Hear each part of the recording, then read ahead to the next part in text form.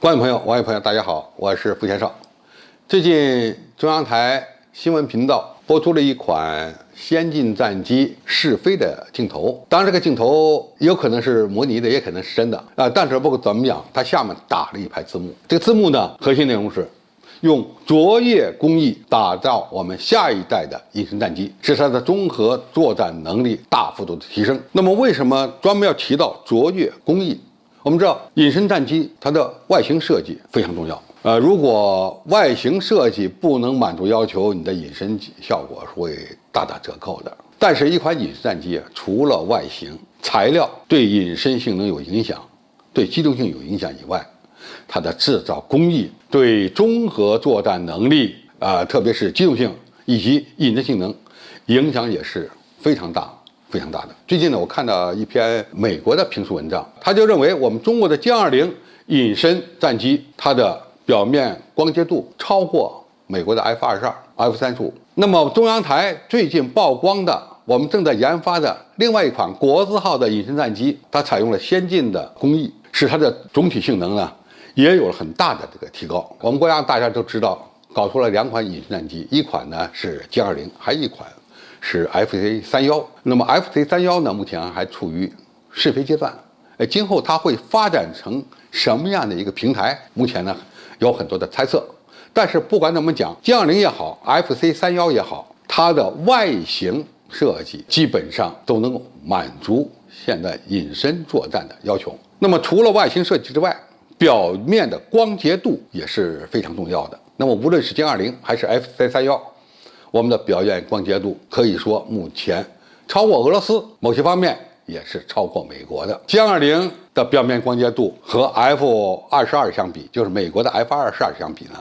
应该说略胜一筹，这点美国也是承认的。那么拿同样的中型隐身战斗机 FC-31和美国的 F-35相比呢，我们在外观上的设计好像也超过 F-35。这是细节的表面工艺，我们做的相当到位。那么总体设计呢 ，FC-31基本上非常平滑，而这一点 F-35是做的是比较差的。大家可以对比一下2款战斗机的腹部。腹部如果你比较平，那么对雷达的，特别是对地面雷达的隐身效果就可以大幅度改善。而 F-35在这方面做的是比较差的。虽然这2款战斗机，一个采用单发设计，一个采用双发设计，但是基本设计原则应该是一致的。当然，这还是外观外观的设计、外观的制造，可以说中国现在的航空工业已经达到了比较高的水平。再一个呢，内部的一些设计我们的歼20也好 ，FC-31也好，它的内部设计可以说也大幅度的改善了。比如说，我们很多的系统，甚至大的部件采用的是增材制造技术，也就是 3D 打印技术，造出的件又结实又轻，而且机翼机身很多地方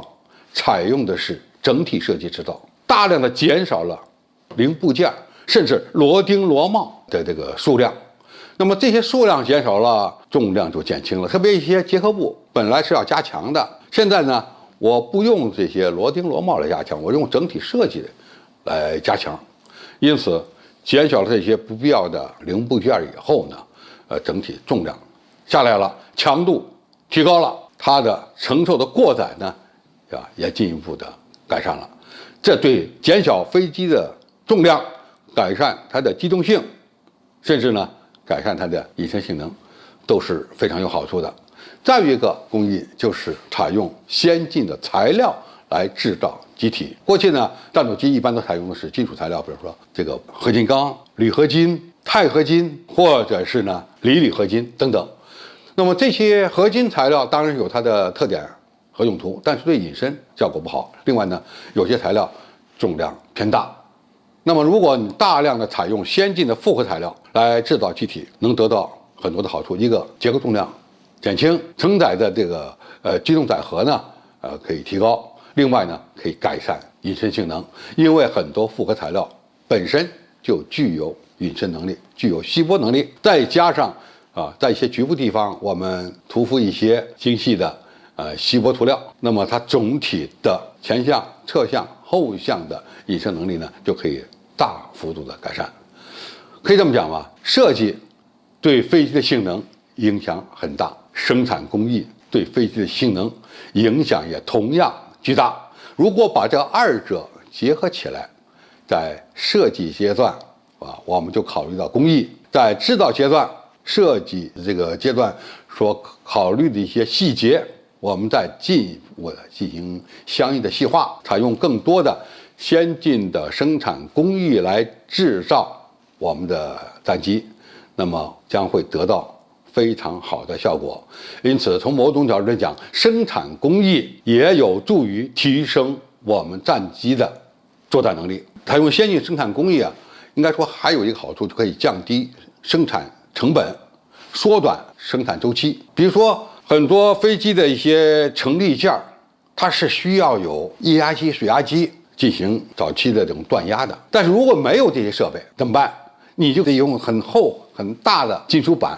来进行洗削。那么如果有了这样的设备，我们基本上给它锻压成型，那么后期的洗削加工，这个就相对来讲比较简单了，产生的废料呢也比较小，而且生产周期呢也可以大幅度的缩短。因为现在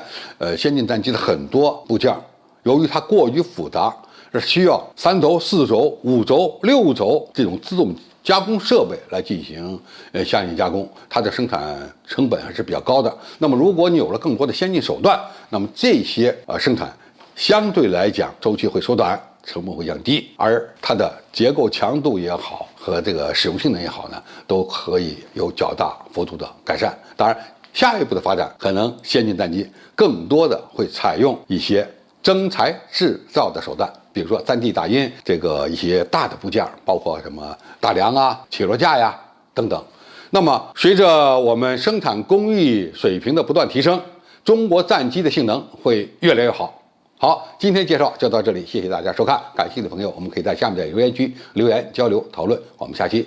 再见。